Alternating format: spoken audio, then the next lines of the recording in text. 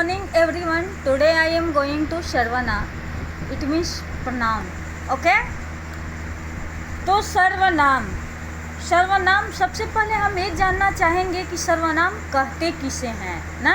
सर्वनाम कहते किसे हैं? तो संज्ञा के स्थान पर जिन शब्दों का प्रयोग होता है उन्हें सर्वनाम कहा जाता है। सर्वनाम किसे कहा जाता है? जो संज्ञा के स्थान पर जिनका प्रयोग होता है। अब इट मीन्स संज्ञा के स्थान पर हम किसका प्रयोग करते हैं? जैसे अब मान लो कि हम लोग बोलते हैं तुम के जगह पे मैं बोल सकती हूँ कि अंकित तुम पढ़ते, अंकित पढ़ता है नहीं, या तो अंकित के जगह पे हम यहाँ वह लगा सकते हैं। क्या लगा सकते हैं? वह लगा सकते हैं। फिर मैं यहाँ मैं लिख रही हूँ, वह, तुम, वह, मैं, तुम्हारा, हमारा, तुम्हारा, हमारा, आप, आपका, ये सब सर्वनाम हैं। ये सब क्या है? सर्वनाम हैं। अब हम जानेंगे कि सर्वनाम के कितने भेद होते हैं। सर्वनाम के कितने भेद होते हैं? तो सर्वनाम के 6 भेद होते हैं। कितने भेद होते हैं? सर्वनाम के 6 भेद होते हैं।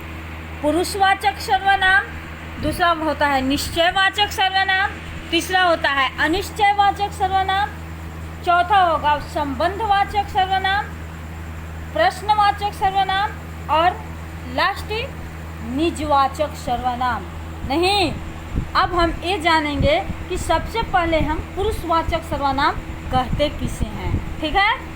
तो पुरुषवाचक सर्वनाम, जब सर्वनाम शब्द का प्रयोग कहने वाले, सुनने वाले या जिसके बारे में बात की जा रही है उसके लिए हो, तब उसे पुरुषवाचक सर्वनाम कहा जाता है। जैसे कह रहा है क्या कि जब सर्वनाम शब्द का प्रयोग कहने वाले, यानी कि मैं कह रही हूँ, कौन कह रहा है?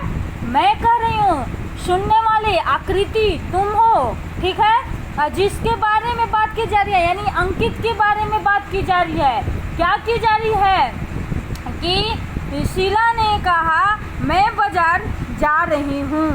नहीं, अब यहाँ देखिए, शीला ने कहा मैं बाजार जा रही हूँ। तो रेखा ने बुआ से पूछा आप बाजार से कब लौटेंगे? रेखा ने बुआ से क्या पूछा कि आप बाजार से कब लौटेंगे? तो दीपक ने नरेश से पूछा, दीपक ने, यानी कि दीपक ने नरेश से पूछा रामू कहाँ है? यानी दीपक रमेश से पूछ रहा है। और किसके बारे में पूछ रहा है? तो रामू के बारे में पूछ रहा है। तो यही कह रहा है ना कि कहने वाले इसमें कौन है? दीपक। कहने वाले कौन है? दीपक। सुनने वाले कौन है? नरेश। दीपक ने किससे कहा? नरेश से कहा। तो नरेश हो गया सुनने वाले, और जिसके बारे में बात की जा रही है, यानी किसके बारे में बात की जा रही है? तो रामू के बारे में, कि दीपक ने नरेश से पूछा रामू कहाँ है? वह दिखाई नहीं दे रहा है। तो इस तरह के वाक्य को हम पुरुषवाचक सर्वनाम कहते हैं। उस तरह के वाक्य को हम क्या कहते हैं? पुरुषवाचक सर्वनाम कहते हैं। यानी कि उसमें बोलने वाला होता है, एक सुनने वाला होता है, और तीसरा कौन होता है? जिसके बारे में कहा जाता है, उसे हम पुरुषवाचक सर्वनाम कहते हैं। दूसरा क्या है? निश्चयवाचक सर्वनाम। जब सर्वनाम शब्द पास या दूर की किसी वस्तु, मान लिया जाए ये बुक हमारे पास में है नहीं, और वो बुक हमसे दूरी पर है नहीं, तो जब सर्वनाम शब्द पास या दूर की किसी वस्तु, यानी हम इस बुक को ही ले लिए हैं, ठीक है, तो किसी वस्तु या स्थान या व्यक्ति, मान लिया जाए हम लोग औरंगाबाद के न्यू एरिया में हैं। कहाँ है अभी? न्यू एरिया में है। किसके नज़दीक है? विंध्यवासिनी के फ्रंट में है, फ्रंट ऑफ विंध्यवासिनी। और कह रहा है कि और दूसरी दूरी बताते हैं तो रमेश चौक भी औरंगाबाद में है, लेकिन हमारे घर से दूरी पर है। व्यक्ति के बारे में निश्चय पूर्वक कुछ बता रहा हो, मान लो कि महात्मा गांधी राष्ट्रपिता थे, ये किसी व्यक्ति के बारे में निश्चय पूर्वक बता रहे हैं, नहीं कि यह सच है कि महात्मा गांधी राष्ट्रपिता थे, बता रहा हो, तब उसे निश्चयवाचक सर्वनाम कहा जाता है। जैसे कि हमारा घर नागा बीघा रोड और फ्रंट ऑफ विंध्यवासिनी में है, तो ये बदला नहीं जा सकता है, यह निश्चित है कि हमारा घर यहाँ है तो यहीं रहेगा। रमेश चौक वहाँ है, महाराजगंज रोड में है तो महाराजगंज रोड में ही रहेगा। महात्मा गांधी राष्ट्रपिता थे तो ये राष्ट्रपिता थे। इस तरह की वाक्य को हम निश्चयवाचक सर्वनाम कहते हैं। कंप्लीट। नाउ अनिश्चयवाचक सर्वनाम। नाउ अनिश्चयवाचक सर्वनाम। अनिश्चयवाचक सर्वनाम में क्या होता है? जब सर्वनाम शब्द किसी वस्तु, स्थान या व्यक्ति के बारे में निश्चय पूर्वक कुछ नहीं बता पा रहा हो, तब उसे अनिश्चयवाचक सर्वनाम कहा जाता है।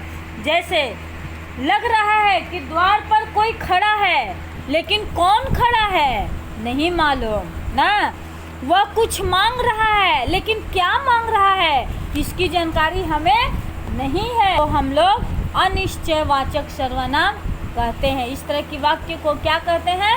अनिश्चयवाचक सर्वनाम कहते हैं। अब हम चलते हैं संबंधवाचक सर्वनाम।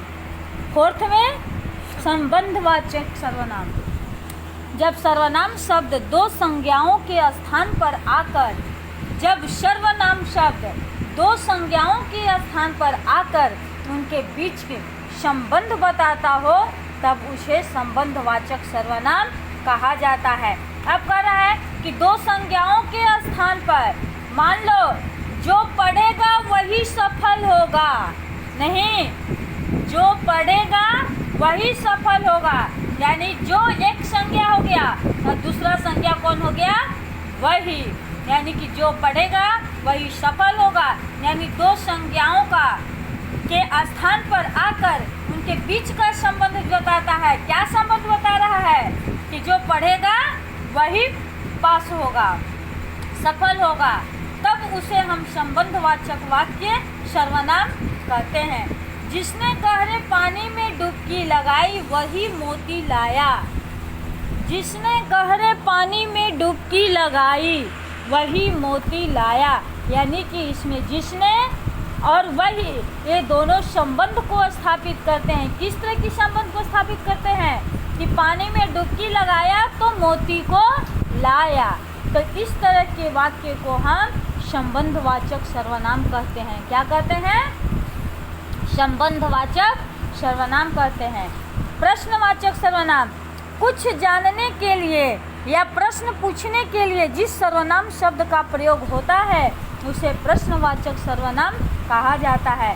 जैसे बाहर कौन बुला रहा है, यानी कि कौन, कौन क्या है, हमने प्रश्न किया, यानी कि बाहर कौन बुला रहा है। वह किसे बुला रहा है, वह किसे, यानी किसे बुला रहा है, यह प्रश्न पूछा गया।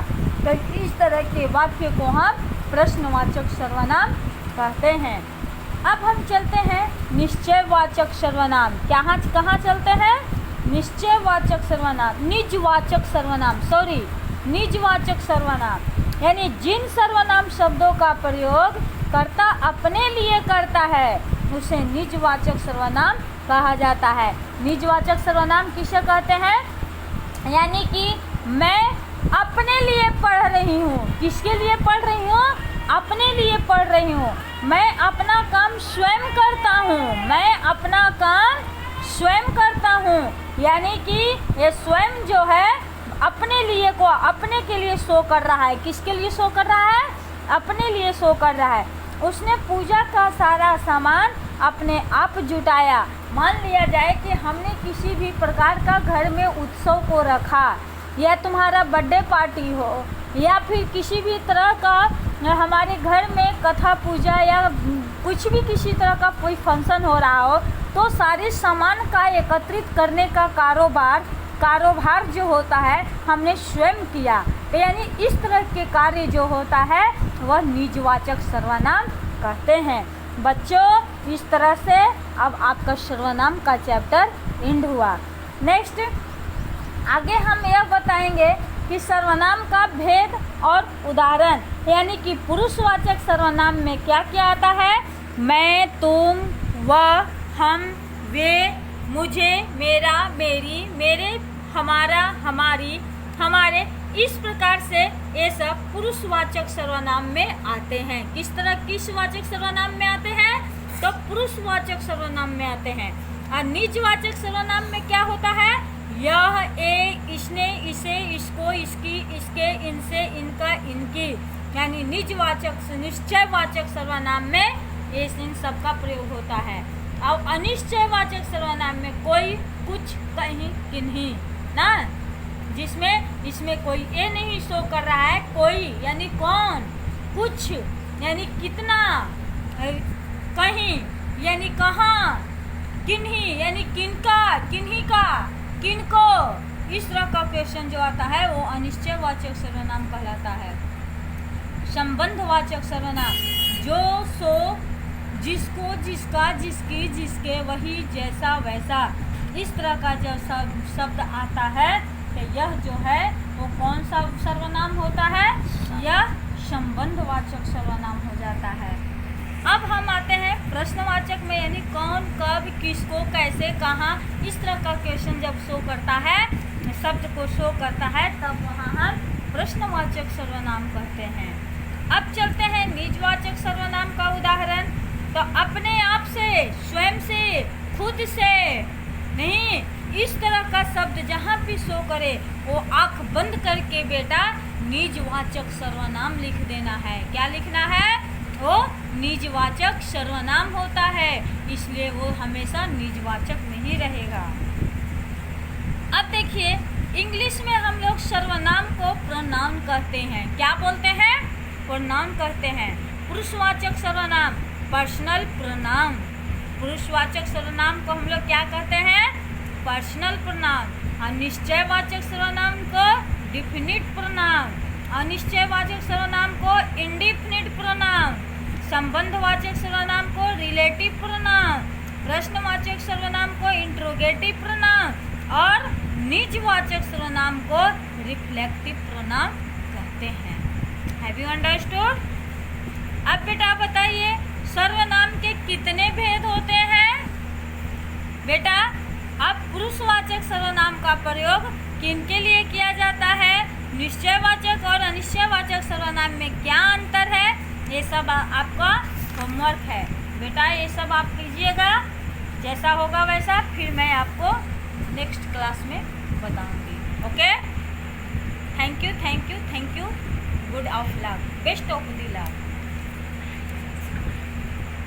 और अगर आपको ये चैनल पसंद पड़े तो लाइक एंड सब्सक्राइब करना ना भूलें।